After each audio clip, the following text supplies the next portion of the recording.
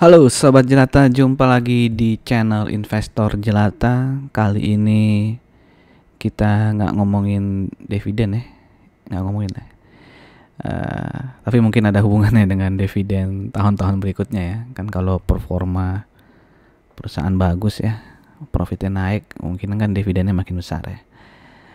Oke, hari ini kita akan membahas emiten ya, Harum Energi ya, dengan kode ticker HRUM ya, yang mungkin teman-teman juga sudah banyak tahu ya, mulai diversifikasi ke sektor nikel ya. Apakah ini akan semakin mengharumkan profitnya Harum ya? Apakah bisa jadi calon beggar nih ya? Nah, kita harus kenalan dulu nih dengan perusahaan dan prospek sektor nikel itu seperti apa sih ya. Jadi video ini mungkin akan agak panjang juga ya. Jadi mudah-mudahan bisa banyak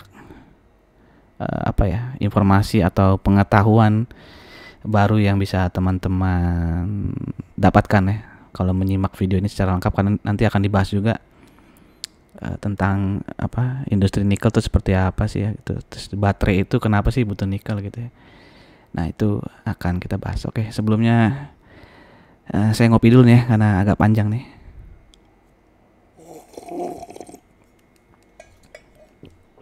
Oke, kita mulai dengan profil perusahaannya ya. Dimana Harum Energi itu awalnya namanya PT Asia Antrasit ya. Tanggal pendiriannya 12 Oktober ya, 1995, lalu menjadi Harum Energi pada tahun 2007 ya. Lalu menjadi TBK pada tahun 2010 ya. Melantai di Bursa Efek Indonesia. Ya, Harum Energi teman-teman pasti sudah tahu ya. Awalnya industri batubara ya, kemudian mulai merambah ke nikel ya. Lalu batubara yang dijual itu cukup tinggi ya, nilai kalorinya ya, 5.700 kilokalori lah kira-kira. Lalu Perseroan juga menjalankan usaha dalam bidang pertambangan dan pengolahan ataupun pemurnian nikel ya. Oke, yang telah mulai beroperasi pada tahun 2022. Jadi sudah ada yang beroperasi ya. Dan dikirakan juga beroperasi di setelah tahun 2003 ya.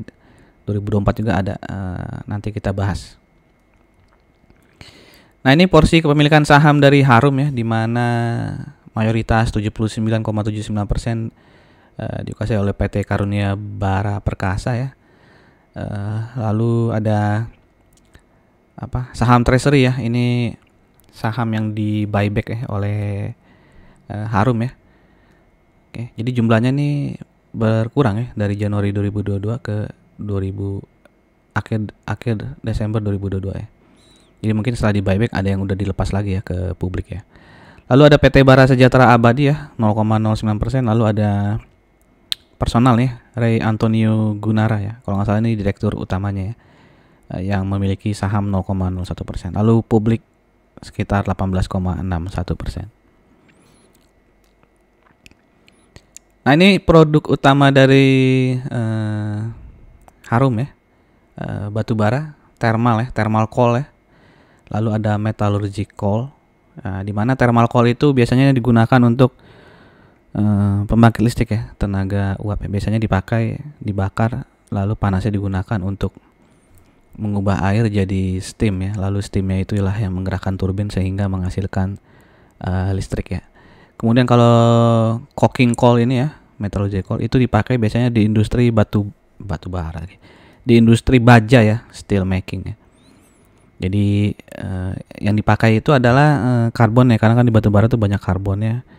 Jadi dibikin coking ya. Jadi batu baranya pertama dipanasin sampai semua impurities selain karbonnya itu menguap ya. Jadi misalnya ada hidrogen, nitrogen, oksigen ya, itu karena dipanaskan di suhu sangat tinggi jadi menguap ya, sisa karbon. Nah, karbon itu berguna ya di industri batu bara ya,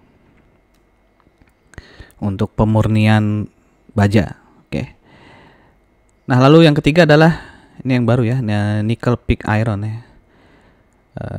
Di mana ini dari 28.000 ton ya tahunan ya. Berarti tahun 2022 sudah ada 28.000 ton nickel pig iron ya. Oke. Nah, apakah ferronikel ini yang digunakan untuk baterai gitu ya? Nah, itu nanti kita bahas di slide-slide selanjutnya ya. Makanya jangan di skip ya. Oke, nah ini wilayah operasional dari Harum ya, di mana di Pulau Kalimantan ini ada 4 pertambangan batu bara ya. KUP, MSI, SBB, BKP ya. Nah, LLJ ini ya bukan batu bara nih, tapi usaha pelayaran ya. Si Layar Lintas Jaya. Oke. Nah, ini di Kalimantan ya. Nah, ini kan di sini ada tulis ya, biji nikel ya. Nah, biji nikel itu di Halmahera ya. Nah, ini ya. Ada di Halmahera Timur, ada juga di Sulawesi Tengah ya. Oke, dan di sini Sulawesi Tengah ya. Nah, itu singkatan perusahaannya. POS itu PT Position, IMI itu PT Invey Metal Industry, WMI PT Weststrong Metal Industry, NIC itu Nickel Industry Limited ya. Oke, ini adalah struktur organisasi struktur perusahaannya Harum Energi ya, dengan anak usahanya. Dimana di sisi kiri sini itu adalah pertambangan batu bara ya. Lalu tadi ada satu yang logistik nih ya, PT Layar Lintas Jaya. Lalu ada di sini yang kanan ini adalah penambangan dan pengolahan biji nikel ya. Jadi setelah ditambang, diolah ya. Diolahnya di mana ya? Di smelter itu ya. Yang sering nongol di berita tuh ya, smelter ya. Oke, jadi ada 3 anak usaha ya, PT Tanito Harum Nikel ya. Ini kepemilikan Harumnya 90%. Lalu PT Tanito Harum ini memiliki saham juga nih di PT Position dan juga PT Invey Metal Industry. Lalu PT Harum Nickel Industry yang dimiliki oleh Harum 55% itu juga sudah memiliki saham di PT Weststrong Metal Industry ya, sebanyak 20%. Oke, lalu di yang ketiga ya, ini kepemilikannya hanya 5,9% ya di Nickel Industry Limited. Oke. Jadi perlu ngapalin ya, THN, HNI, NIC ya. Karena nanti ada nongol lagi di slide-slide berikutnya. Oke, kemudian kita masuk nih ke bagian industri nikel itu ya, pengolahan nikel tuh seperti apa gitu ya. Ini saya ambil dari sebuah jurnal ya, yang ditulis oleh peneliti dari BRIN ya, Innovation and Research National Agency, BRIN, dan juga dari FMIPA-nya Universitas Indonesia. Ya, jadi kita baca abstrak aja supaya singkat, supaya nggak terlalu masuk ke dunia metalurgi atau kimia ya. Jadi biji nikel itu ada terbagi dua jenis ya, yaitu sulfida dan juga laterite ya. Jadi yang biji sulfida itu ya, sulfide ore itu kadar nikelnya lebih tinggi dibandingkan laterite ore ya. Nah, jadi di Indonesia itu kebanyakan yang laterite ore itu deh ya, biji yang laterite ini. Ya, jadi ada 2 yang biasa digunakan metode untuk pengolahan biji nikel ya. Jadi kenapa mesti diolah? Karena di dalam tanahnya itu sebenarnya kan banyak tanahnya. Nah, biji nikel itu cuma dikit ya. Misalnya di laterite ore itu mungkin kandungan nikel itu hanya 1 sampai 2,5% ya nikel. Jadi kalau ada 1 kilogram ya atau 1000 gram tanah, berarti kalau nikelnya hanya 1% ya, dia hanya ada 1% dari 1000 gram tuh ya. Ya hanya ada 1 gram ya, seperti itu. Nah, ada 2 ya, metode pyrometalurgi ya, menggunakan panas tinggi ya. Ini yang kalau di berita tuh sering disebut yang metode RKEF ya kalau nggak salah, rotary kiln ya. FE-nya apa? E-nya apa ya? Ya silakan teman-teman googling ya, RKEF ya. Rotary kiln. Wah, lupa saya ya. Oke, silakan teman-teman googling ya. Lalu ada yang kedua itu adalah proses hidrometalurgi ya. Oke. Nah, ini yang sering diberita disingkatnya tuh HPAL ya, high pressure acid leaching ya. Oh, di sini RKF ada nih, rotary kiln electric furnace ya. Oke, yang kedua itu adalah metode hidrometalurgi ya, yang sering diberita disingkatnya HPAL ya, high pressure acid leasing ya. Di mana HPAL inilah yang bisa mengolah sampai menjadi nikel yang dibutuhkan oleh industri baterai ya. Ya, di sini tulis tuh ya. Proses hidrometalurgi bisa menghasilkan dengan kemudian 99% dan bisa digunakan sebagai bahan baku magnet, sensor maupun baterai ya. Oke, kalau yang pyrometalurgi tadi itu ya, nikel yang dihasilkan dapat diaplikasikan ke bidang seperti bahan baku stainless steel ya, atau paduan baja. Nah, ini tadi produknya Harum itu nickel pig iron ya, jadi baru sampai bisa digunakan untuk industri stainless steel ya. Oke, jadi seperti ini kira-kira ya laterite ore ini tadi ya, yang kadar nikelnya itu rendah ya, hanya 1-2%. Nah, ini yang banyak yang Indonesia miliki kebanyakan laterite ore ini ya. Sedangkan kalau sulfide ore ini ya, yang kandungannya 3 bisa sampai 20% nikel ya, itu sudah sangat jarang ya. Sudah mulai langka. Jadi ini adanya di mana nih? Australia, Kanada, dan Rusia ya. Oke.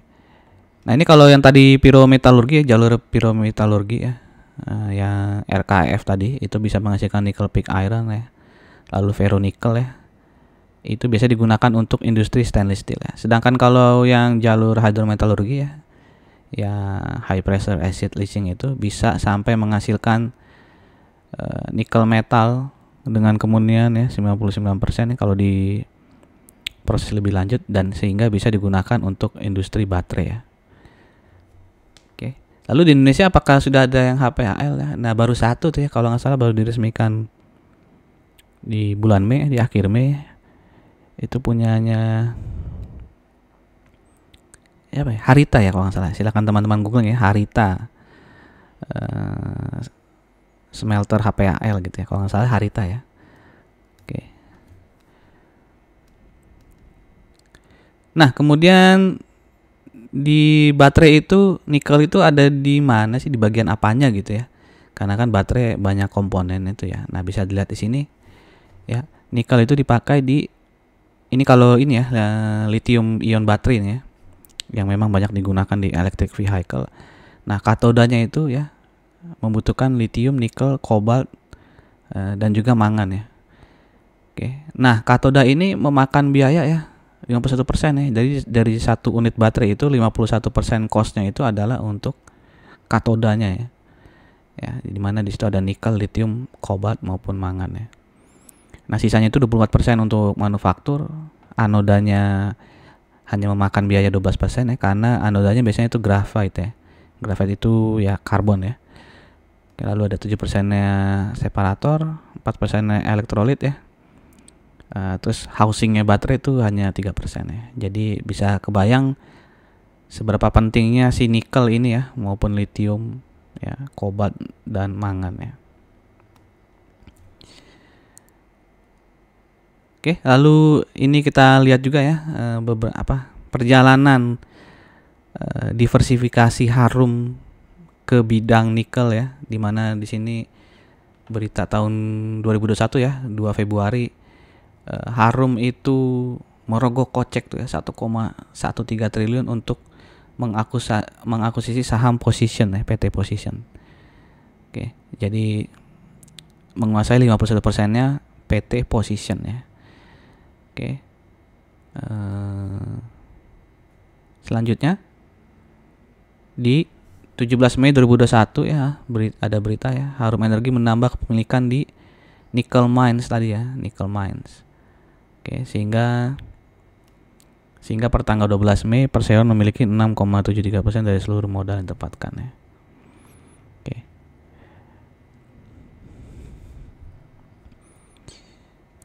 Lanjut berikutnya di Desember 13 ya tahun 2021 ya, ini anak usahanya Harum ya, PT Tanito tadi.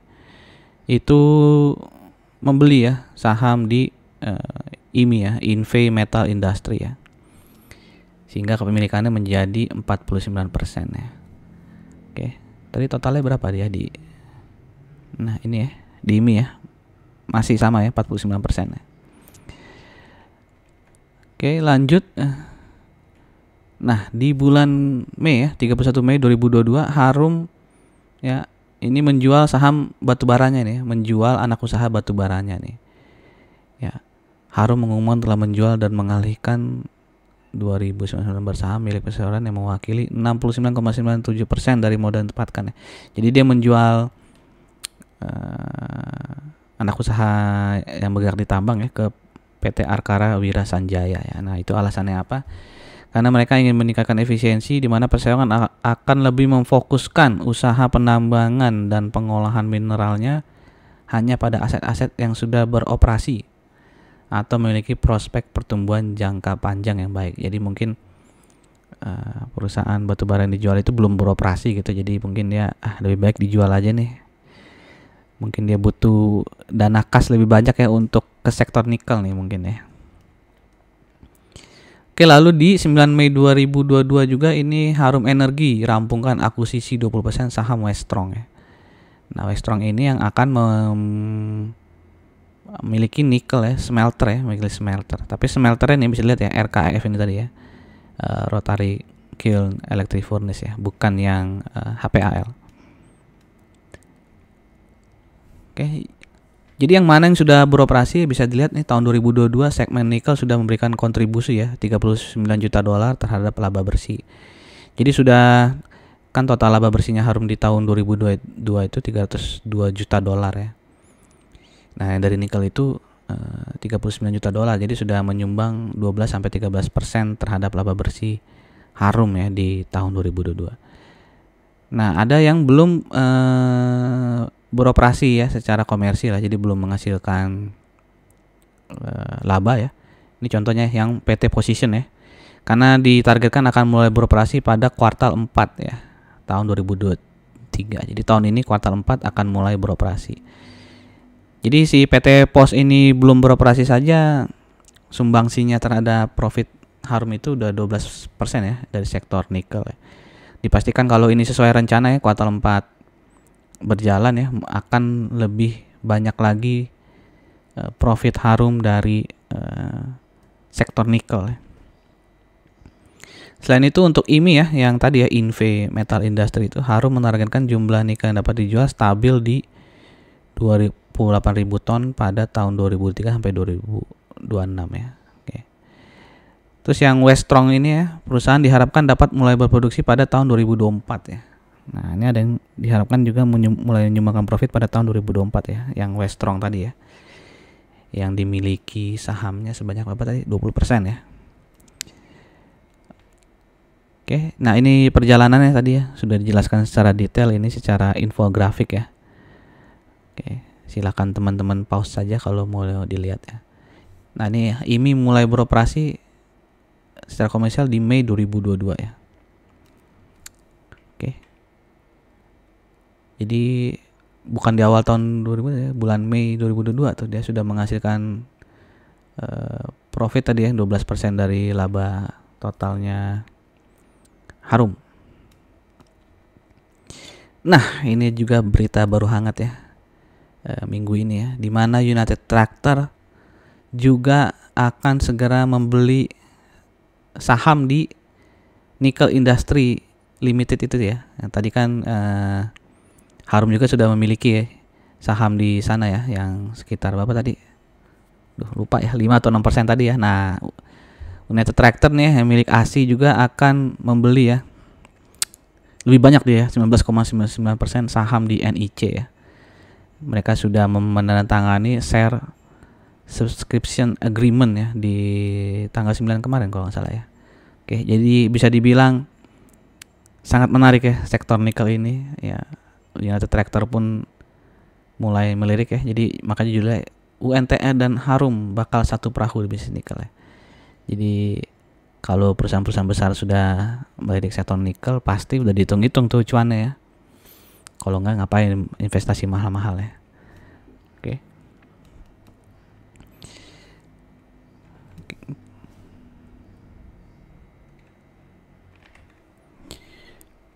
Oke, selanjutnya juga ada berita ya yang baru juga nih 29 Mei 2023, di mana pemerintah akan tetapkan nikel dan timah sebagai mineral kritis ya.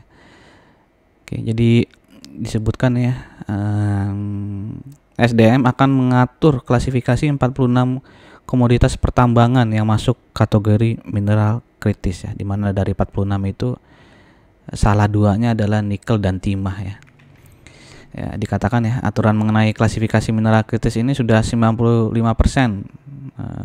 selesai ya. Mungkin ya sebentar lagi mungkin keluar ya, 1-2 bulan lagi ya. Itu harus kita tunggu tuh ya beritanya ya. Lalu dikatakan di sini mineral kritis mempunyai harga yang tinggi ya, karena termasuk dalam kategori mineral yang sulit ditemukan ya. Jadi kalau sudah ditentukan sebagai mineral kritis nih mungkin akan ada apa ya, harganya mungkin akan jadi lebih mahal ya, mungkin nanti dipajakin begitu kalau mau ekspor ya, karena dia masuk klasifikasi mineral kritis ya. Jadi kita tunggu saja bagaimana peraturan ini akan berefek kepada harga dan bisnis nikel ke depannya ya. Oke, sudah cukup banyak nih ya informasi terkait bisnisnya Harum maupun bisnis nikel secara umum ya. Sebelum kita masuk ke laporan keuangannya ya, terus kita lihat juga nanti ini sumbangsi sektor nikel kepada Harum tuh seberapa besar ya. Silakan teman-teman yang baru mampir di channel ini untuk subscribe dan klik loncengnya ya, agar tidak ketinggalan informasi-informasi berharga di channel ini. Untuk teman-teman yang sudah subscribe dan sering like video-video di sini, terima kasih banyak. Semoga teman-teman selalu sehat dan cuan selalu. Oke, lanjut ke laporan keuangan tahun 2022 ya, di mana di sini pendapatannya naik ya 179% dibandingkan tahun 2021, dan profitnya naik 322% ya. Ya, masa jaya-jayanya batubara memang di tahun 2022 ya. Nah, di kuartal 1 seperti apa? Oh, sebelum kuartal 1 kita masuk dulu nih ya. Di tahun 2022 tadi kan dikatakan Harum sudah memiliki laba dari sektor nikel ya. Nah, ini dari Weststrong ya. Yang 20% yang dimiliki oleh Harum ya, PT Weststrong Metal Industry. Nah, itu masih rugi ya, belum dapat profit kalau dari Weststrong Metal Industry ya. Ini dalam dolar ya, jadi masih rugi 22 ribuan dolar Amerika.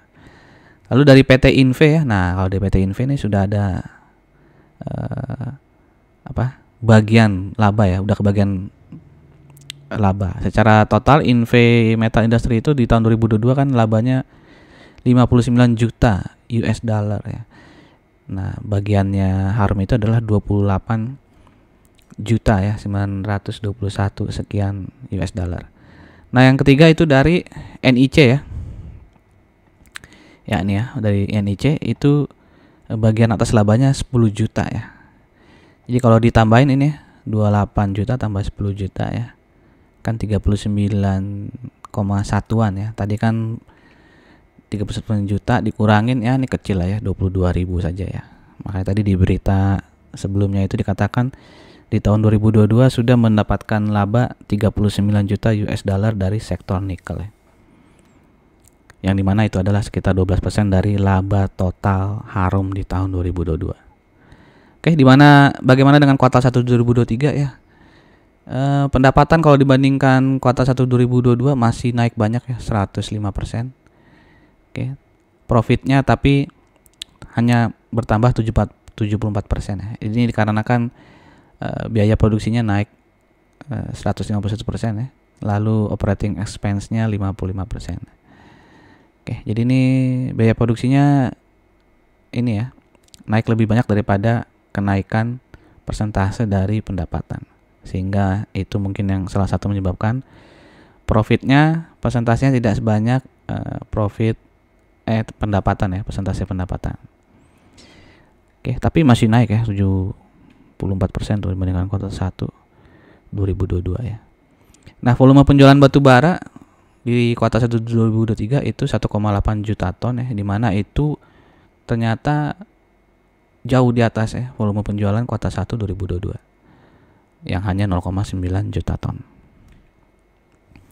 Nah, harga rata-rata penjualan batu bara di tahun 2022 itu 176,6 US dollar per ton ya. Dan di kuartal 1 2023 itu harganya 160,9 US dollar per ton ya. Oke, jadi turun sekitar 16 dolar ya. Berarti dari si 107 ke 160 turun 16 dolar, berarti sekitar nggak sampai 10% ya. Oke. Oke, kalau ini turun 4,4% dibandingkan di ini ya. Ini harga mungkin nih harga di kuartal 1 2022 nih. Oke.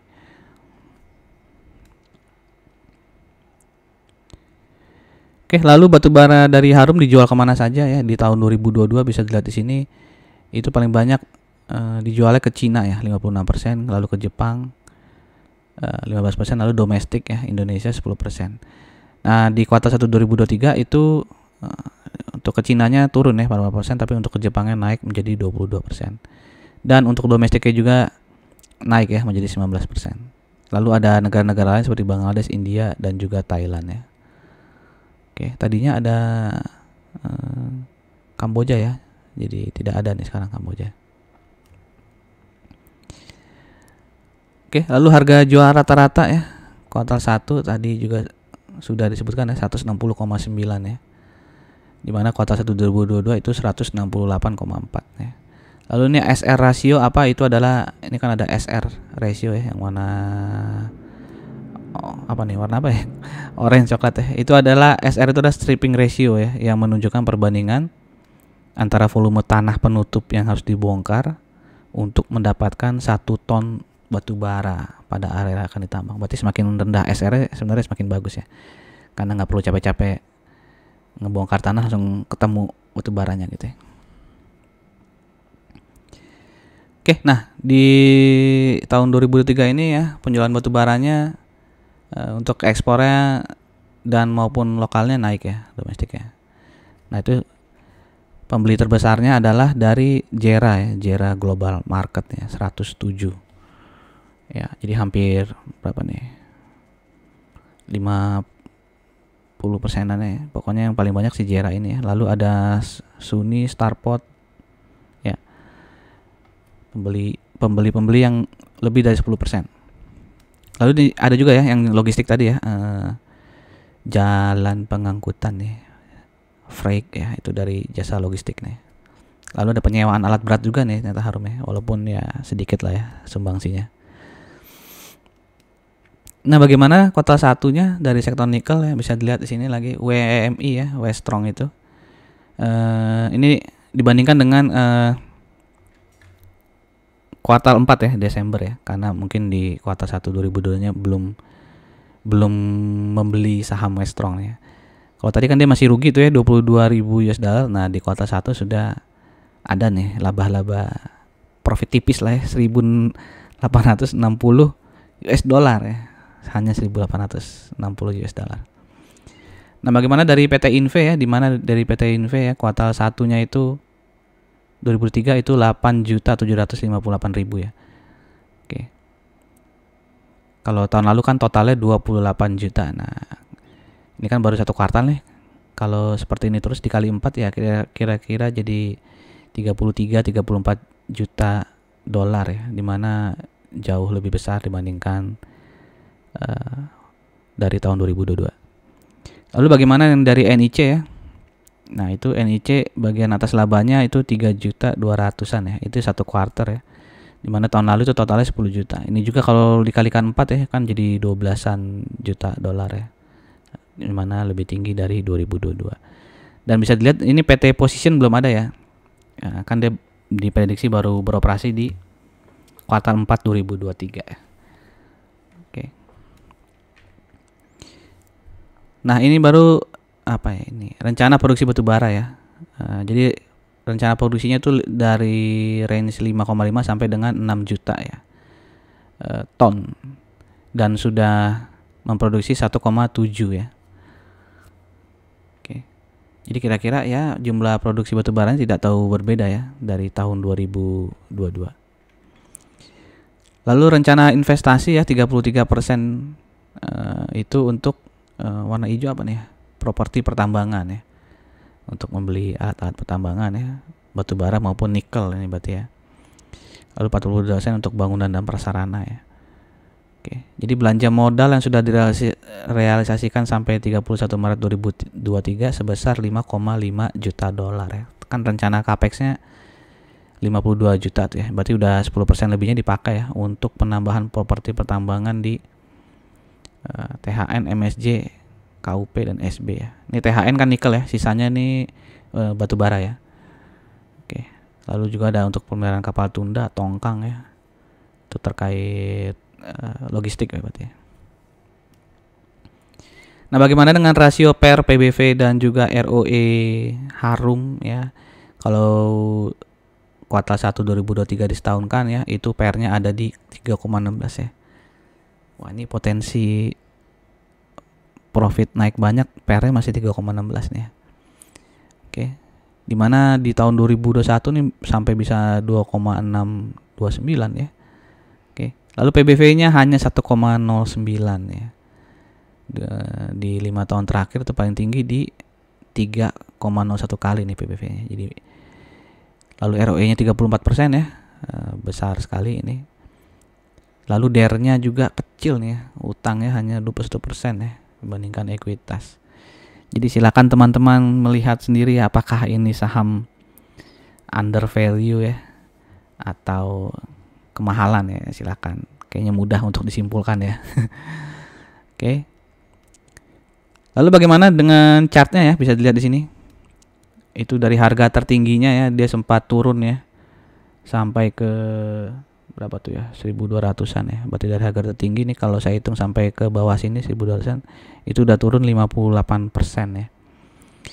Oke, ini 1200 dia mulai naik ya. Ini mesti kita tunggu dulu ya, ini technical rebound atau memang sudah memulai uptrend ya. Secara kalau tarik garis sih masih downtrend ya. Cuman kita lihat saja apakah dia berhasil ya menembus, ya paling tidak menembus resisten di harga sini nih ya. Ini silahkan dicek tuh harganya berapa ya tepatnya, 1500-an berapa gitu ya. Oke. Dan secara histori ya, dari tahun 2018 ya, dia rutin membagikan dividen kecuali tahun 2020 ya ketika pandemi ya. Oke, dimana di laba tahun 2022 itu sudah dibagikan ya dividen interim ya di Desember 2022 ya. 75,1 ya.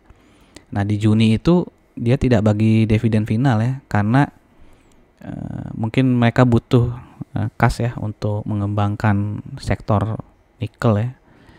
Jadi hanya membagikan dividen interim ya, dividen interim yang 75,1 rupiah itu. Jadi jangan ditungguin bulan Juni ya, tidak seperti tahun lalu ya ada dividen final ya di bulan Juni 2022. Nah di tahun ini tidak ada ya. Oke. Jadi mari kita tunggu saja di tahun depan ya. Mudah-mudahan labanya naik dan Harumnya memutuskan untuk membagikan ya, ngebagiin lah untuk investor retail seperti kita ya. Oke, mungkin itu saja dari saya ya. Sekali lagi ini disclaimer on, tidak ada ajakan untuk membeli atau menjual, hanya ingin sharing ya terkait emiten Harum maupun apa tadi ya, informasi terkait industri nikel ya. Silakan teman-teman melakukan riset sendiri ya, sehingga bisa memutuskan dengan bijak untuk membeli ataupun menjual. Oke, demikian. Silakan jika ada teman-teman yang ingin bertanya atau informasi yang saya bagikan tadi ada yang salah, silakan tulis di kolom komen ya, sehingga kita bisa berdiskusi, sehingga bisa menambah ilmu teman-teman dan juga menambah ilmu saya, pengetahuan saya. Oke, demikian dari saya. Terima kasih. Sampai jumpa. Salam jelata.